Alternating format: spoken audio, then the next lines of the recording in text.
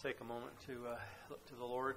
Father, we are thankful for this time that we can be together, and in your word we pray for the message of the gospel that we just listened to, that you would bless it to those that heard, that they might truly understand their need and the provision that was made at Calvary for their sins, and that again we might hear of a soul professing faith in Christ, and ask that you would give help as we would consider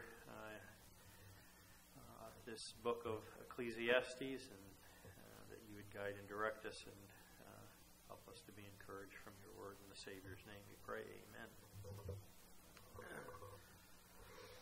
Recently I read through the book of Ecclesiastes, and I was encouraged by reading through it and what I took away from it.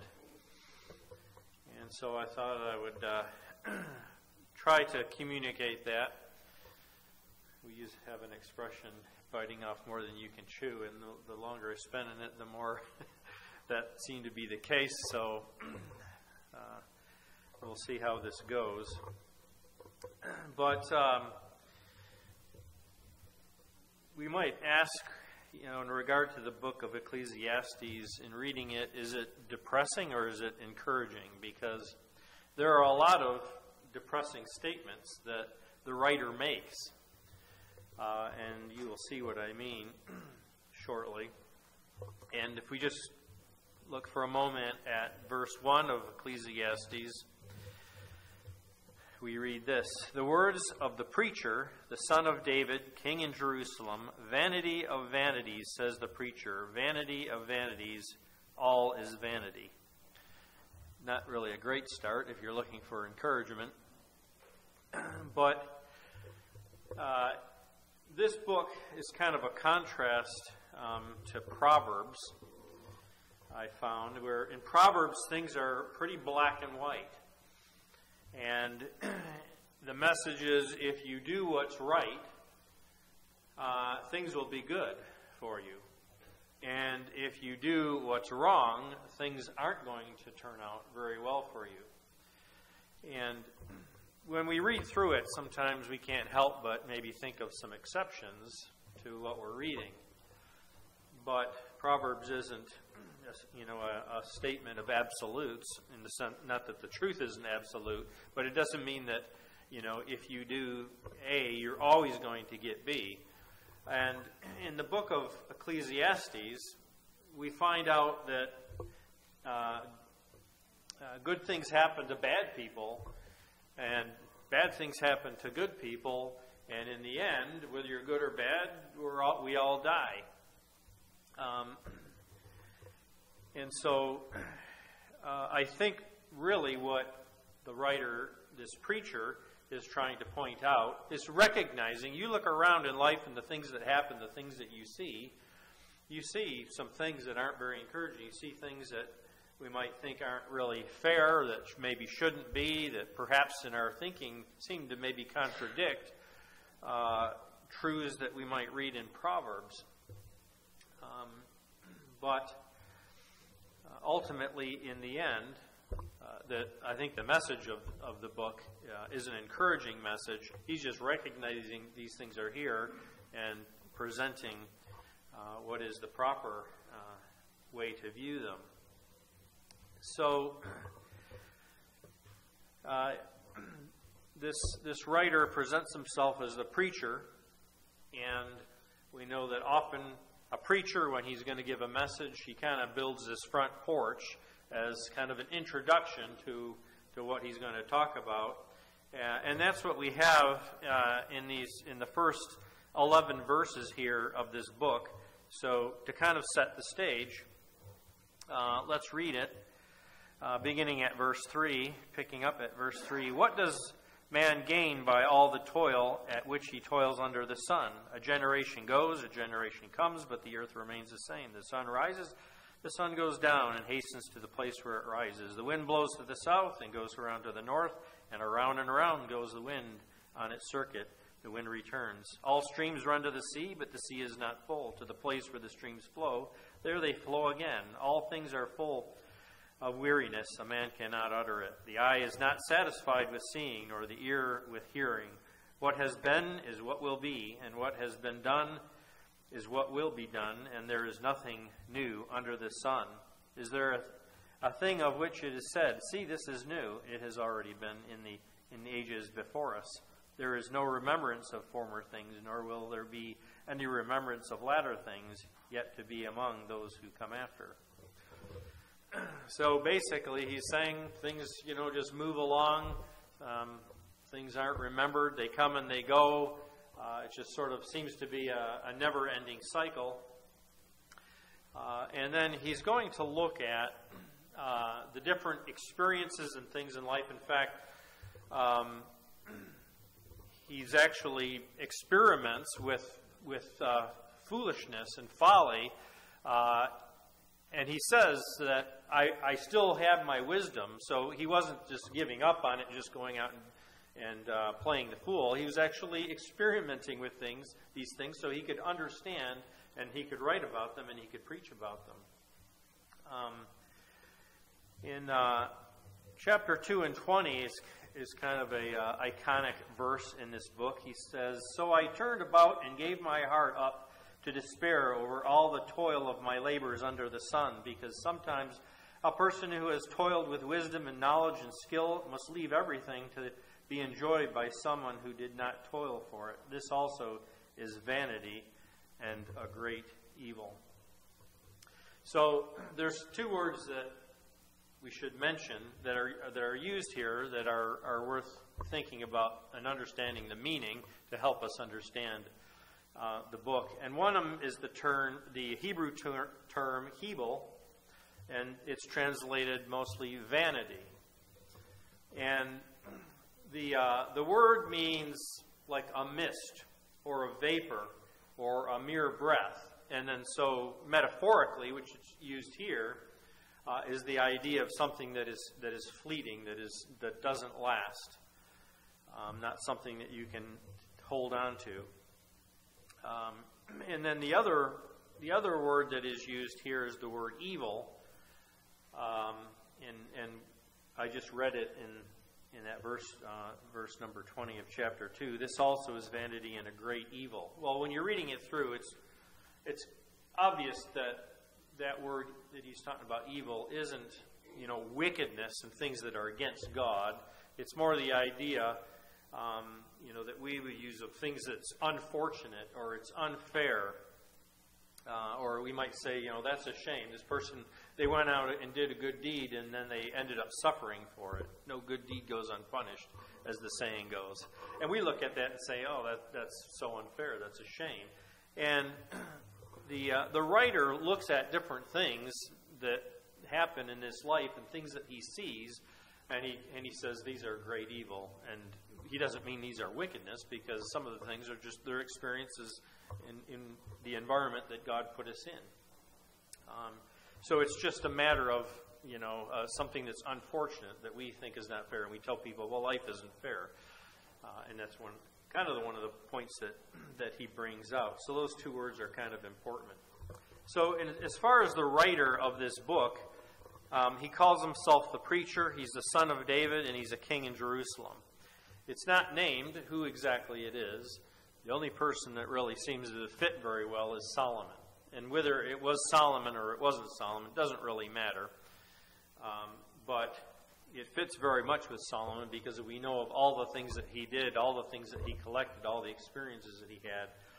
And what's interesting, too, and we see it in some of the verses that we've already read, is that this writer understands quite a bit of how things work from a scientific standpoint. The winds that circulate the earth, and the cycle of rain falling and running to the sea and evaporating and falling again in the same place and running down. Even about conception and birth and so on in this book. So interesting the things that he has learned. And he says that he went after wisdom and understanding and knowledge. But it's important to understand the context in which he is talking, especially about some of the things that, sort of the negative seeming things. And he mentions it, and we read it under this term, under the sun. He's talking about the experiences in this life. He does talk about eternity, but the things that he's talking about are things that happen in this life, and uses this term under the sun. And the subject really of the book, I guess, is, an argument for what matters in life. Because you might look at, well, does it matter to gain a name? Well, he talks about, there's no remembrance after a while. We have historic figures and whatnot, but how often do you actually think about them? And how many billions of people have done significant things and have died, and we don't know anything about them. So for the majority of people, even if you try to get a name for yourself, you won't really be remembered. It's not something that lasts. But at the very end of the book, in chapter 12 and 13, he makes this statement: the end of the matter, and then he talks about the end of the matter. Really the conclusion of the book. So as you're reading through it, it seems sort of depressing, and a lot of things are mixed together. There isn't a good structure. He didn't write it out in a structured way, but he goes back and addresses things. He repeats things quite often, and I'm not going to talk about that until the end of the message as far as the conclusion of the book. And I think a message of the book really is know God, fear God, honor God, obey God, and trust God, and thank God. So those are things that he brings out ultimately.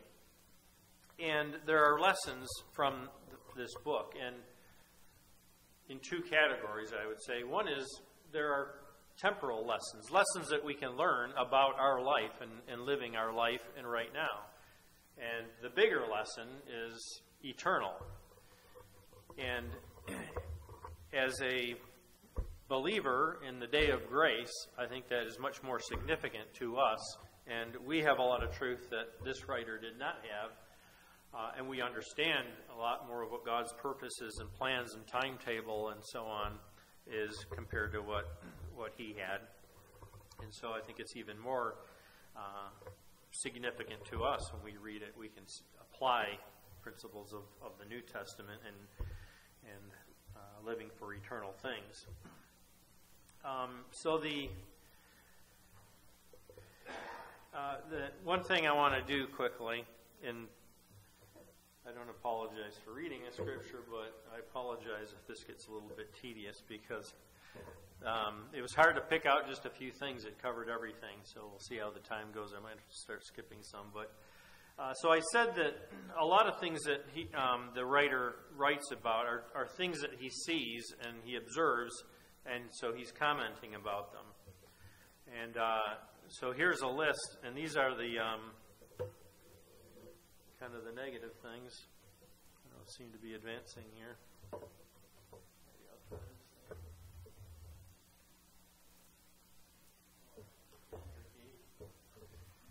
Not sure why the mouse isn't working. Maybe, yep, we've turned it off. So here's a fairly extensive list of verses, and you'll notice I put a little heading up at the top. It says things not to put on a motivational poster, because they're not really things that are that encourage you.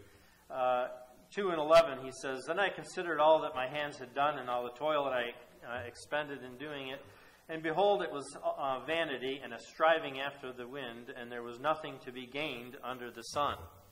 That's something that wants me to be all enthused about Monday morning to get back to work. There's no gain. 2:16 says, "For of the wise as of the fool there is no enduring remembrance, seeing that in the days to come all will have been long forgotten. How the wise dies just like the fool. So I hated life, because what is done under the sun was grievous to me, for all is vanity and a striving after the wind."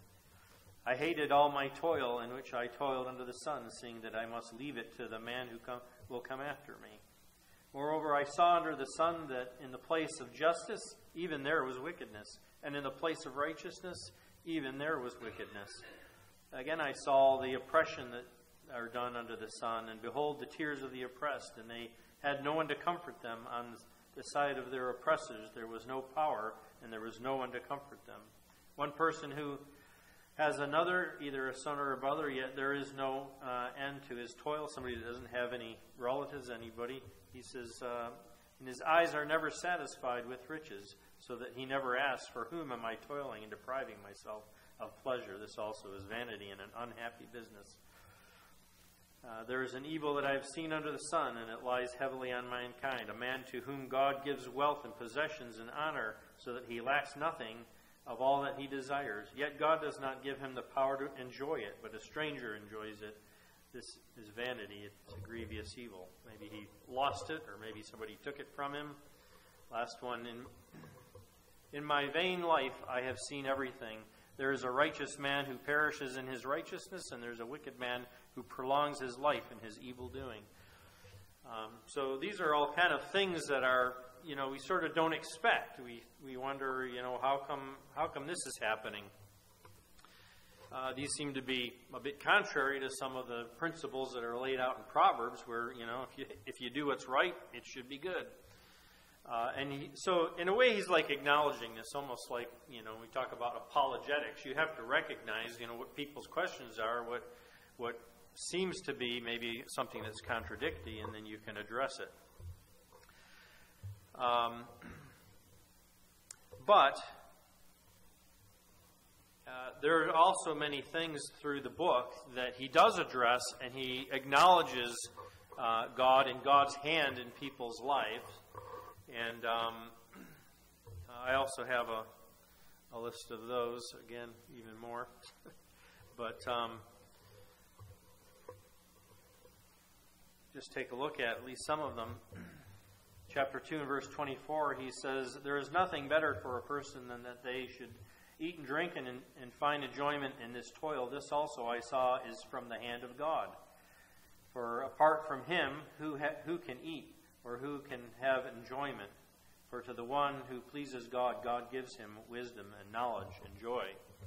So God does give us this thing. He gives us the ability to toil and to enjoy the things that we toil for. 3 and 10, I have seen the business that God has given to the children of man to be busy with. He has made everything beautiful in its time. Also, he put eternity into man's hearts, yet so that he cannot find out what God has done from the beginning to the end. I perceive that there is nothing better for them than to be joyful and to do good as long as they live. Also that everyone should eat and drink and take pleasure in his toil. This is God's gift to man. I perceive that whatever God does endures forever. Nothing can be added to it, nor anything taken from it. God has done it so that people fear before him. So God is involved and active in people's life. He gives us things. He wants us to be mindful of him and live for him, do what's good, it said there. Also, we find that in 3 and 17, I said in my heart, God will judge the righteous and the wicked, for there is a time for every matter and for every work. So it's not that these things happen. We might see somebody evil and they live a long time. We wonder, why is that? But ultimately, God is going to judge whether good or evil. And so he says, guard your steps when you go to the house of God to draw near to listen. To listen is better than to offer sacrifice of fools, for they do not know that they are doing evil. Be not rash with your mouth, nor your heart to be hasty to utter a word before God, for God is in heaven, and you are on earth. Therefore let your words be few. And for when dreams increase, words grow many, there is vanity. But God is the one you must fear. We can have all the big dreams and plans we want and make all the claims that we want, but in reality, God is in control, and so we need to live in fear of God. Not in fear of God, but in the fear of God. And here's a couple of the statements I pulled out. It talks about the few days of life that God has given him. So he's recognizing that our life is from God. And regarding the things that we might have, he says this is a gift of God. And he says, consider the work of God, who can make straight what he has made crooked. We cannot change what God has set. And in the day of prosperity, be joyful. In the day of adversity, consider. God has made the one as well as the other. So whether things are going good or things are going bad, we can recognize that these things are from God. Just for the sake of time, I'll just hold up there. So one clear message as you read through all the things that he observes and comments and talks about is that there is no lasting satisfaction in anything that is in this life. Whether it's wisdom, knowledge, or indulgence, or toil, or in wealth and honor, he addresses particularly these four different areas. And he says there's not any lasting satisfaction in these. And in chapter 1, verse 12, he says, I, the preacher, have been king over Israel and Jerusalem, and I applied my heart to seek and to search out by wisdom all that is done under the sun. It is an unhappy business that God has given to the children of men to be busy with. I have seen everything that is done under the sun, and behold, all is vanity and a striving after the wind. 16, I said in my heart, I have acquired great wisdom, surpassing all that were over Jerusalem before me, and my heart has been had great experience in wisdom and knowledge, and I applied my heart to know wisdom and to know madness and folly. I perceived that this also is a striving after the wind. And verse 18, for in much wisdom is much vexation, and he who increases knowledge increases sorrow. So there's actually a negative side to wisdom and knowledge and understanding, and I would say that's when you take it kind of to the extreme. But he's saying just realize that, the more you know, sometimes it causes you difficulties. So even in wisdom and knowledge, which are good things, there isn't lasting satisfaction in that. And so another thing that he tried out was to indulge himself with experiences and with material things. And we find that in chapter 2, I said in my heart, come now, I will test you with pleasure. Enjoy yourself. But behold, this also is vanity. I said to laughter, it is mad, and of pleasure, what use is it? I searched with my heart to how to cheer my body with wine, my heart still guiding me with wisdom. So he kind of gives a little qualifier, and he said, I haven't gone completely off the rails. This is an experiment. And how to lay hold of folly till I might see what was good for the children of man to do under heaven during the few days of his life. I made great works. I built houses and planted vineyards for myself. I made myself gardens and parks and planted in them all kinds of fruit trees. I made for myself pools to water the forest of growing trees. I bought male and female slaves and had slaves born in my house, and I had also great possessions and herds and flocks, and more than any who had been before me in Jerusalem. I also gathered for myself silver and gold and treasure of kings and provinces, and I got singers, and he goes on and on here. But in the end, he says, all was vanity and a striving after the wind, and there is nothing to be gained under the sun. So even with all of these experiences, trying to enjoy himself, indulge himself with whatever his heart desired, and to try to gain all these different things, and produce all these different things, in the end, his conclusion that it really was just a chasing after the wind. It did not give him lasting satisfaction. And then in chapter 2 and around verse 18, he talks about the toil that he's done. He was very industrious. He did a lot of things. And yet he found no satisfaction in that. Verse 18, I hated all my toil. I toiled under the sun, seeing that I might leave it to the man who will come after me, and who knows whether he will be wise or a fool, yet he will be master of all for which I have toiled and used my wisdom under the sun. This also is vanity. So in all his efforts and all his toil, there was no lasting satisfaction. It was just a breath, a vapor that came and went. And then the last thing he addresses is in chapter 5 and verse 8, and it's in regard to wealth and honor. If you see in a province the oppression of the poor and the violation of justice and righteousness, do not be amazed at the matter, for the high official is watched by a higher, and there are yet higher ones over them. There's whatever status you might gain, there's always going to be somebody higher. But this is gain for a land in every way, a king committed to cultivating fields. He who loves money will not be satisfied with money, nor he who loves wealth with his income. This also is vanity. When goods increase, they increase who eat them. And what advantage has their owner but to see them with his own eyes? Sweet is the sleep of a laborer, whether he eats little or much, but the full stomach of the rich will not let him sleep. And he continues down on that vein. And ultimately, in the end, that wealth is you're going to leave it behind. You can't take any of it with you. Somebody else is going to have it. One of the things that seem to really bother him is when you do all this work and you accumulate all these things, and then somebody else gets them, and they might not even have the wisdom to utilize them properly. So we see that when he looks at these, he experiences these things, there is no lasting satisfaction in any of these things. And the key is that if that's what you're seeking in them, if you're hoping for, recognition, long term, long after you're dead, you want your name to be written down on some pillar or something, or if you want to gain wealth, and if that's your goal, and you think you're going to find satisfaction in it, these different things, you won't find it there.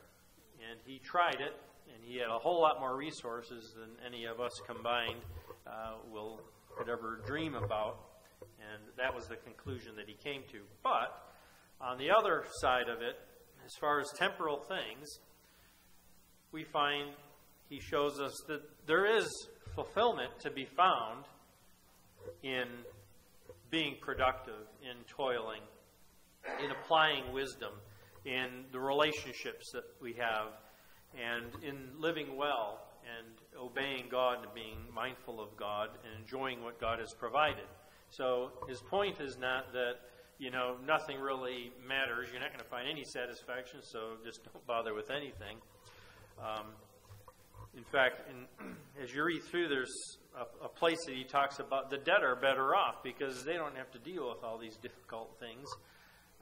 Because he's sort of presenting the side of the cynic, and then he's answering it as a wise man. But in these things, there actually is satisfaction that we can find, but we have to recognize it's just temporary. It's not something that's going to last. It's not meant to last. And I also have a couple of verses I jotted down for that as well. So in regard to toil, on the one hand, he said it just seems to be of no purpose. But in chapter 3 and verse 12, he says, I perceive that there is nothing better for them than to be joyful and to do good as long as they live, also that everyone should eat and drink and take pleasure in his toil. That is God's gift to man. So God gave us the ability, and even you can see people that maybe they inherit wealth, or they're a public figure and a movie star or whatever, and they make millions of dollars for what to us at least doesn't seem like that much effort. But you can see even the things that they do, either their lives get destroyed, which is often the case, or they're looking for some kind of, they do involved in some sort of charity effort or whatever. They're looking for something meaningful in life, because God intends us to get some meaning out of our toil. We're not just to sit around and fold our hands. There's actually a verse that says, the fool's going to sit around and say, fold his hands and say, why bother? But we actually can enjoy the toil. But really the thing is, what we're toiling for, the end game, is probably not going to get us, a whole lot of satisfaction. It really is in the toil that we do it, how we do it. And I believe it's actually in this book that says, whatever you put your hand to do it with your might. So we ought to be productive. When it comes to wisdom and knowledge, in chapter 7 and 12, he says, for the protection of wisdom is like the protection of money, and the advantage of knowledge is that wisdom preserves the life of him who has it. So even though he said, you can go after wisdom, and, that's going to be fleeting, it's hard to even pass that on. But there is a lot of advantage in wisdom. Chapter 7:19 says, wisdom gives strength to the wise more than 10 rulers who are in a city. The wise heart will know the proper time and the just way, for there is a time and a way for everything. So there is a great advantage to gaining wisdom. And, of course, as believers, we have the wisdom and knowledge from God.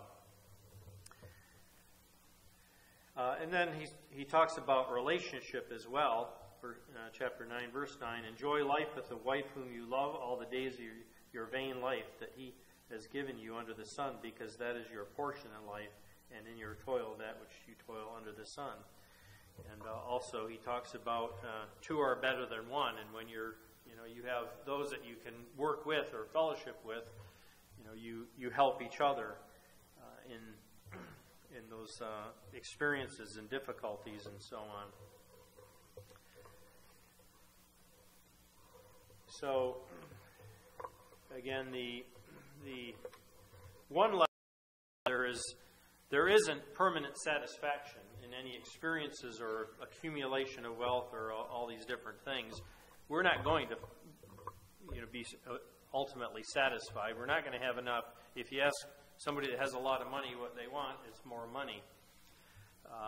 So these things don't satisfy. These aren't things that we should be going after and spending our time and occupation, because they're not going to last. But, on the other hand, there is temporary satisfaction when we live well, when we have good relationships, when we go after wisdom and understanding. Those things are going to be helpful in our life, and we're going to be able to enjoy them as they're happening. But the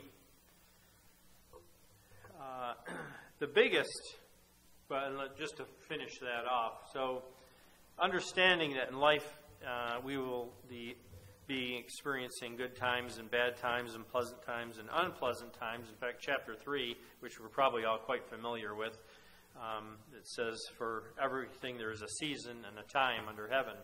And there's a time to be born and a time to die and sow and reap and all of these different things. So to recognize that we're going to run into difficult times. We're going to have bad times, but we're also going to have times that are joyful and pleasant.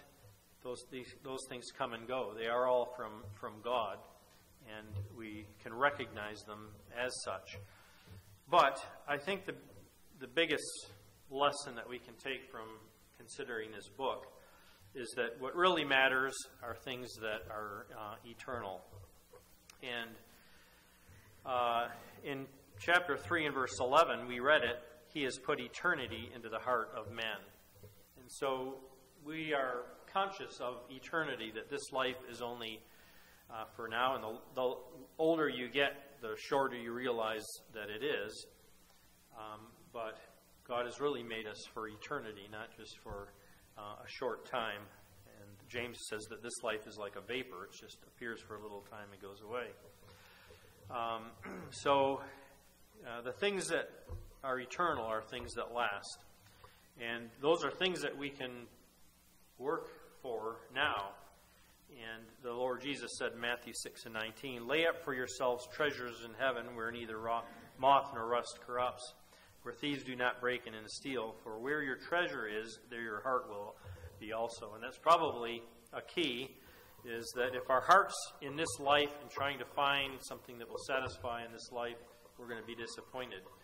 But if our treasure is in heaven and things that are eternal, then we will be satisfied with those things.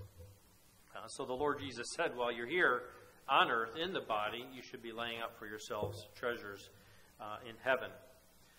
And something we'll be looking at probably 2 weeks from now, Colossians 3:1 says, "If then you have been raised with Christ, seek the things that are above, where Christ is, seated at the right hand of God. Set your mind on the things that are above, and not on things that are on earth."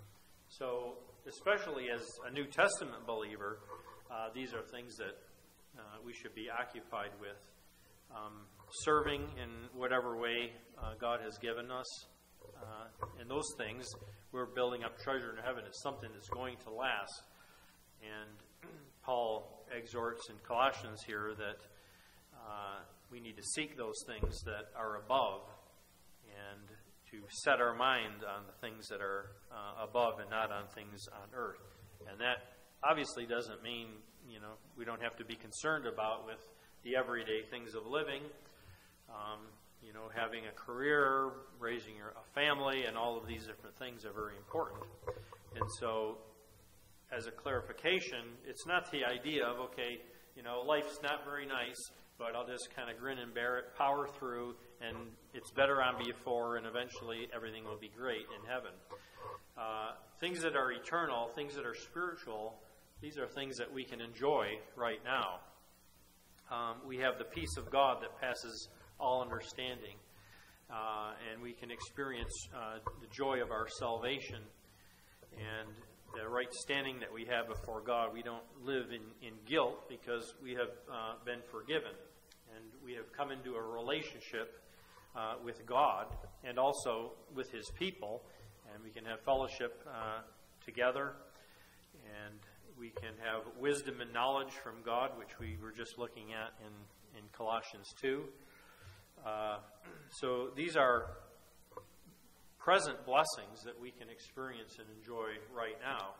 But those are things when we are focused on spiritual things or whatever we have to deal with naturally, when we do that in the context of what's eternal, what pleases God, and so on. So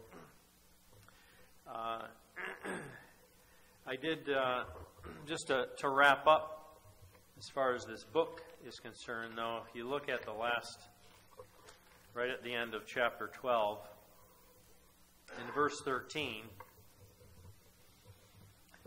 he says, it's kind of interesting in the previous verses, he talks about how, at verse 9, "Besides being wise, the preacher also taught the people knowledge, weighing and studying and arranging many proverbs with great care. The preacher sought to find words of delight, and uprightly he wrote words of truth." There's actually a lot of very good proverbs in Ecclesiastes. They're kind of like buried throughout, but there's a lot of great advice that he gives just for daily living. But he says in verse 13, "the end of the matter."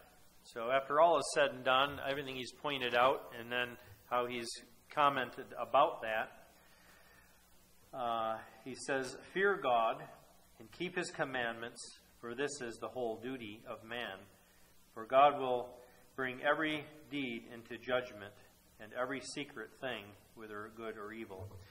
So don't look around and think, what's the point? Because I see all these things that are grievous happening. But in the end, we need to ourselves be focused on what we know of God. And I think, as I mentioned at the beginning, that we would fear God, that we would know God and gain wisdom and knowledge in that regard. and that we would obey His commands, that we would honor Him, and that we would be thankful for Him. Numerous times throughout this book, he talks about what we have been given from God, that it's a gift from God, and so on. And ultimately, the things that we see that seem to be injustice, ultimately God is going to judge those. These people have not gotten away with, what they seem to have gotten away with, living a long life of sin and selfishness. You wonder, how can this person be going on for so long? You think that they would be judged for it. They will ultimately. And for the things that we toil for and try to serve the Lord, and maybe doesn't seem like we're getting too much of a reward for it, instead of we're experiencing difficulties, ultimately, all of these things, God will judge accordingly the things that are good or evil. So, in the end, even though there's a lot of, you might say there's a lot of depressing things that he points out, and we kind of say, yeah, well, I see that kind of thing too. But the ultimate lesson and message is that we can be encouraged because we are living for what is eternal. This life is not what we're seeking satisfaction in. And we can sometimes get distracted and go after something thinking, hey, this is going to be great, I'll feel better about this, and generally it's a disappointment anyway, but really what we're living for is what will last and what will please God and what will endure throughout eternity. So let's just close in prayer. Father in heaven, we are thankful for the salvation that we have. We're thankful that while many all around us and throughout the world live their lives in darkness and try their best to find some sort of meaning and satisfaction in this life, we have come to understand that there isn't anything to be found in this life that will last, and the meaning is what we find in your word, and we have come to understand your purposes, your grace and your mercy towards us, and your salvation through Christ, and for the future that we have. And we pray that we just might be able to keep these things in mind as we live our lives. And so we just commend ourselves into your hand, giving thanks for the dinner that is before us, for those that labored to prepare it. We give thanks for all your blessings. In Jesus' name, amen.